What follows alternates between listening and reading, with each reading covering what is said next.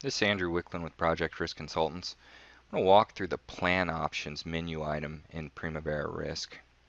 And the Plan Options there's only a few menus and a few setting screens that are completely important in this product. The Plan Options really is one of those. When you go into the Plan Options, so it's under the Plan menu towards the very bottom, Plan Options.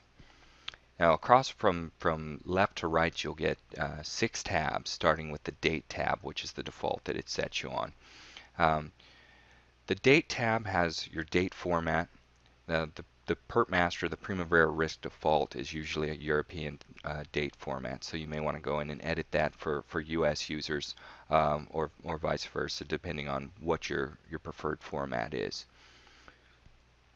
And then whether you want a 12-hour, 24-hour time, whether or not constraints should be, the date should have an asterisk in front of them.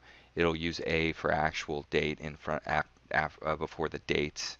So these are more things in terms of just how do you want the date format to show up in your columns in Primavera Risk. The Time tab has how do you want the durations displayed. Do you want the subunits shown? Do you want the units shown? What are your time periods? How many hours per day, days per week, things like that. Notice there's an option here for task durations, use time period associated with the task calendar as well. So the Currency tab, basically it just puts a currency signal in, how many decimal places, etc. So these first 3 tabs may be somewhat important for the view. The Preference tab, this one is important. Enter the % complete updates, the task remaining duration. So when you're typing in % complete, is that driving your remaining duration or not? Also for your risk, by default, do you want to link the most likely duration? When you're talking a 3-point estimate, the minimum, the likely, the maximum, do you want to automatically associate the likely value to the remaining duration, to the remaining resource units, to the sub-resource amounts? That one's important because sometimes people make the assumption that, hey, the schedule is perfect. Everything that's in the remaining duration is the likely value. That may or may not be the case. I would generally say I wouldn't link it by default because I really want to validate the fact that the schedule we're working to is truly a most likely schedule. And because contingency is often put directly into activities, or maybe in certain schedules they're overly aggressive and the dates can't be matched, sometimes the true most likely doesn't match what the remaining duration is. So those are options though that you can set there. The next tab is for the default task. So if you have an ID number, say for example, this says A350, and each one increments by 10. So you have a starting point, and when you add a new activity, what do you want that new activity to be called? So if I add a new one, it'll be new task. The remaining duration will automatically be set to 5. And you can set the WBS, the calendar. These are all your defaults for a new task. So doesn't really matter too much on this one, but if you have a default calendar that you want to put this in, oh, when I put a new task, it should always be on a 7-day calendar. You'd want to put that there. Your priority, your % complete definition as well comes in a pop-up. So the scheduling tab is the last tab, and it's the tab I'm going to spend the most time on. This is very critical, and we'll go over this when we're doing a review of the import. This should take your settings from any scheduling tool. If you import a Microsoft project file, it should see the settings, no problem. P3, Primavera P6, a Deltek open plan file, they all have mechanisms so Pertmaster can take that data and replicate what the files we're using. However, sometimes there's glitches.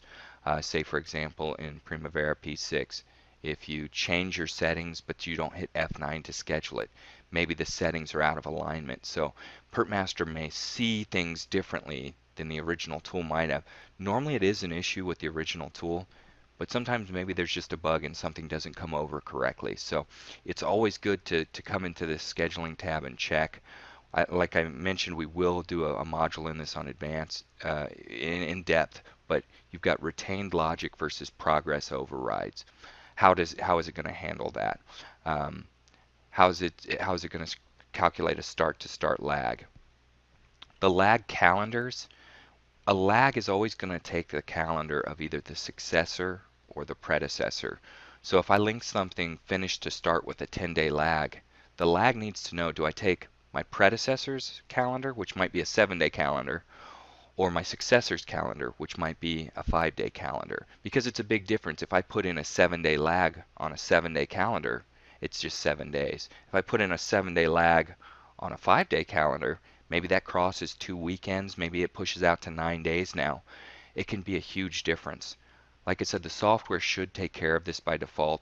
Most software does, the lag takes the predecessor's calendar, but it's important to know about that. How tasks, it handles stretch tasks depending on a certain finish, start links between 3 activities. Does it allow that activity to stretch? So in this example, I have it set to never stretch, but we'll go over that more in depth in other modules. Unlinked hammocks, should they span the entire duration of the plan, or should they have 0 duration? That shouldn't matter in terms of driving activities. However, if you're doing any type of cost analysis, that may make a difference as well. So an unlinked hammock for project management function. Do you want it to have 0 duration, or should it, we forgot to link it, should it span the entire duration? And as the project grows in length, maybe our project management costs increase as well. So that's important. And then how is it going to handle criticality? So you have a drop-down box, total start float, total float, the longest path through the network, and then how many days of float is considered critical. So you could put in here anything with 2 days of float or less is going to be considered critical. That matters not only just for the deterministic critical path, but when you start to run risk simulations, the criticality charts will show you how the critical path is switching around. So you may notice that you have 1, 2, 3 or more critical paths, and you can see the percentage of time the critical path switches between them. So you might want to say, hey, when it's 1 day of float or less or 2 days of float or less, I want to consider that critical so I can see how often it's hitting those paths. So very critical as well. You can set a setting for that. So you can say, it's very critical when it's 0 day or it's got any negative float, things like that. And there's a check mark in the left-hand corner. Once you set this up, if you want to, you can set this as the default for all new plans. So when you do a new import or open a new plan, if you set up the date format you like, or the time formats, or you're in US dollars and you've set it up like that, or British pounds, you can save that in. The next time you open a new file, create a file, it's going to use these settings by default.